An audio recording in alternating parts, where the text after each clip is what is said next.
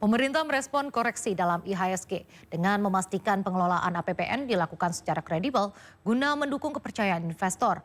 Menteri Keuangan juga memastikan jalannya APBN transparan hingga dapat mendorong transparansi yang kuat dari emiten BUMN maupun swasta. Indeks harga saham gabungan atau IHSG sempat anjlok hingga 6% pada sesi pertama hari Selasa 18 Maret 2025.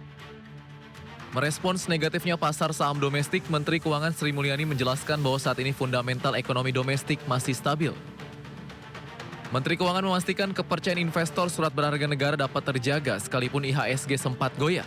Selain itu, Sri Mulyani menyebut saat ini penerimaan pajak terus membaik di mana penerimaan bruto APBN tumbuh 6,6% pada Maret 2025. Selain menjelaskan masih kuatnya fundamental ekonomi dalam negeri, Menteri Keuangan Sri Mulyani juga memastikan pengelolaan APBN dilakukan secara kredibel dan transparan. Untuk itu, pemerintah menghimbau emiten BUMN maupun swasta tetap mengedepankan transparansi kepada calon investor. Tegaskan saya mengelola APBN dan bersama-sama dengan tim Kementerian Keuangan terus menjaga keuangan negara. Kami ada di sini, kami bertanggung jawab, kami terus menjaga keuangan negara sebagai instrumen yang sungguh luar biasa penting bagi pencapaian tujuan-tujuan pembangunan yang sudah disampaikan oleh Presiden Prabowo dan juga di dalam menjaga kepercayaan masyarakat. Itu tanggung jawab dan tugas kami. Kami tetap berdiri teguh untuk bekerja fokus mengelola APBN. Itu ya. Dengan neraca perdagangan yang positif di tengah cerita yang saya sampaikan waktu minggu lalu ya, dunia itu lagi gunjang. Semua negara sedang membuat barrier atau halangan untuk trade dengan menaikkan tarif. Kemudian banyak membuat lembaga-lembaga internasional membuat prediksi ekonomi melemah. Di tengah hal tersebut, naiknya tarif yang sangat tinggi, proyeksi perlemahan, Indonesia masih mampu menjaga trade surplus 58 bulan secara berturut-turut. Bahkan angka Februari lebih tinggi year on year sebesar 2,28 billion mencapai 3,12 miliar. Sebelumnya PT Bursa Efek Indonesia telah menginformasikan bahwa pada Selasa 18 Maret 2025 telah terjadi pembekuan sementara perdagangan atau trading hold sistem perdagangan di PT Bursa Efek Indonesia pada pukul 11:19 waktu Jakarta. Hal tersebut dipicu penurunan indeks harga saham gabungan yang mencapai 5% sebelum penutupan sesi pertama.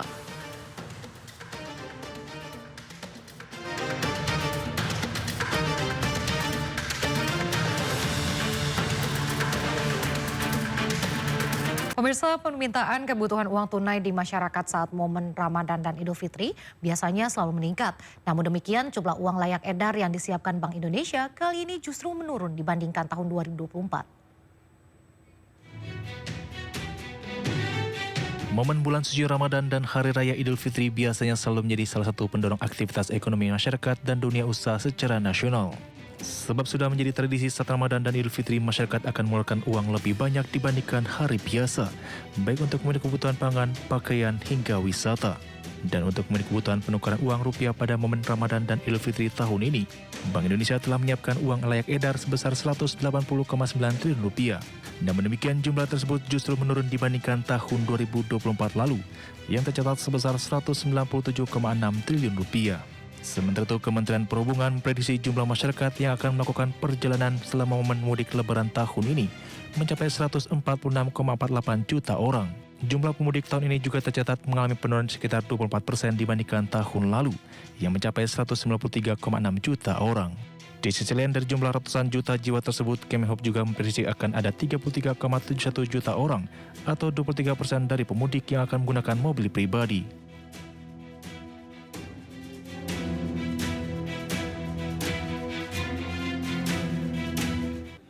Kembali di Sindo Siang, pemirsa, pelaku usaha di Kota Depok, Jawa Barat resah karena sejumlah organisasi masyarakat meminta jatah uang tunjangan Hari Raya jelang Lebaran 2025.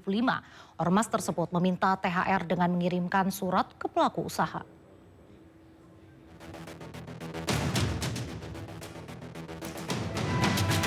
bagi seluruh aparatur pemerintah di Provinsi Jawa Barat, dari mulai gubernur sampai RT RW. Kalau kata RT RW bukan pemerintah ASN, tetapi struktur yang ada dilarang meminta dan memberi tunjangan hari raya pada siapapun dan dalih apapun. Yang kedua, bagi seluruh lembaga usaha, baik BUMD, BUMN, lembaga-lembaga bisnis swasta, dilarang untuk memberikan THR pada siapapun dengan dalih apapun. Salah satu pelaku usaha di kawasan Sawangan menerima 3 surat berupa isi permohonan partisipasi mendukung kegiatan dan meminta dana keamanan jelang lebaran dari 3 ormas berbeda. Terkait hal itu, Wakil Wali Kota Depok menyatakan perusahaan tidak wajib memberi THR kepada siapapun di luar karyawannya, terlebih jika ada unsur paksaan. Sehingga kami memastikan bahwa pengusaha fokus, juga pastikan fokus kepada THR semua karyawannya. Itu dulu, satu. Yang kedua, apabila mau memberikan bantuan atau apa kepada pihaknya, silakan aja, tapi tidak boleh ada unsur paksaan. Sementara itu belum ada masyarakat yang melapor langsung ke polisi terkait permintaan tunjangan hari raya dari ormas. Jika memang ada laporan, polisi akan lakukan penyelidikan serta membentuk tim untuk menindaklanjuti keluhan para pelaku usaha. Jadi untuk kegiatan itu kan sudah ada jelas semua dari Mabes Polri, namun demikian tetap kita menunggu respon dari masyarakat. Di samping kita juga melakukan tim untuk melakukan penyelidikan. Artinya kalau memang unsur terpenuhi dalam hal ini mungkin pemerasan dan sebagainya, kita proses sesuai dengan penyelidikan. Tapi belum ada laporan langsung ke polisi? Sementara belum. Terkait ormas minta THR lebaran, para pelaku usaha diharapkan segera lapor pihak kepolisian. Jika ditemukan dan terbukti adanya unsur pemerasan, maka pelaku akan diproses sesuai hukum yang berlaku.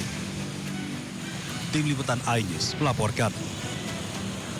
Sebelumnya viral di media sosial, pengurus RW di Jakarta Barat meminta THR Rp1 juta ke setiap pengusaha lahan parkir. Usai viral, pengurus RW meminta maaf dan menarik surat edaran permintaan THR. Surat edaran yang diduga dikeluarkan oleh pengurus salah satu RW di Jembatan 5 Jakarta Barat viral di media sosial. Surat berisi permintaan uang tunjangan hari raya lebaran sebesar Rp1 juta ke para pengusaha yang menggunakan lahan parkir. Wakil Gubernur Jakarta Rano Karno menanggapi kasus ini. Menurutnya, memungut THR tidak boleh dilakukan. Ia meminta seluruh pengurus RT dan RW di Jakarta tidak meminta THR atau pungli kepada warga. Cuman begini, kita mesti paham, maaf nih, RT, RW saya juga mengeluarkan edaran. Untuk apa? Misalnya untuk lebaran satpam. Itu sih normal gitu, tapi juga ada ketentuan, jangan gila-gilaan, nggak boleh itu. Kayak petugas sampah, tukang sapu, di komplek-komplek pasti begitu. Pasti dikolek dari jaksa. Usai viral, pengurus RW yang meminta THR meminta maaf dan menarik surat edaran. Tim Liputan iNews melaporkan.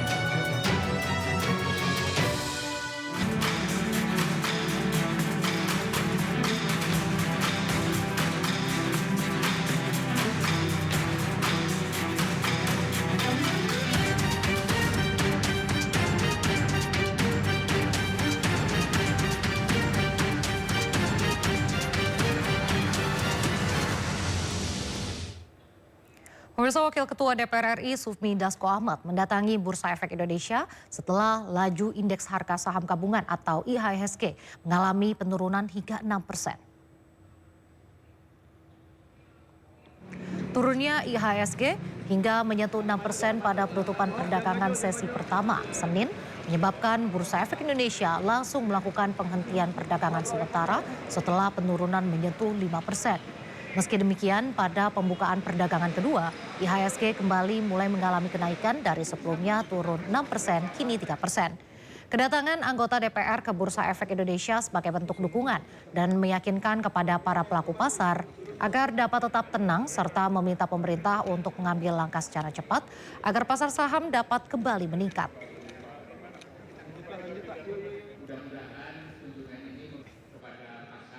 rekan-rekan media sekalian, jadi menyikapi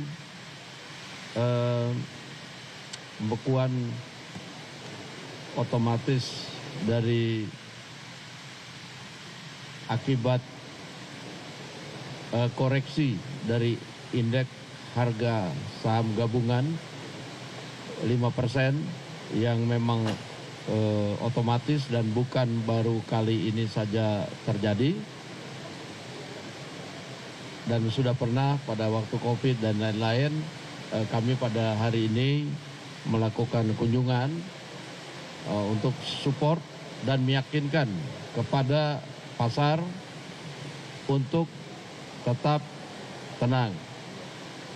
Bahwa kemudian kami akan mendukung pemerintah untuk hadir dan mengambil langkah-langkah yang dianggap perlu dalam tempo yang cepat-cepatnya untuk mengembalikan pasar supaya stabil.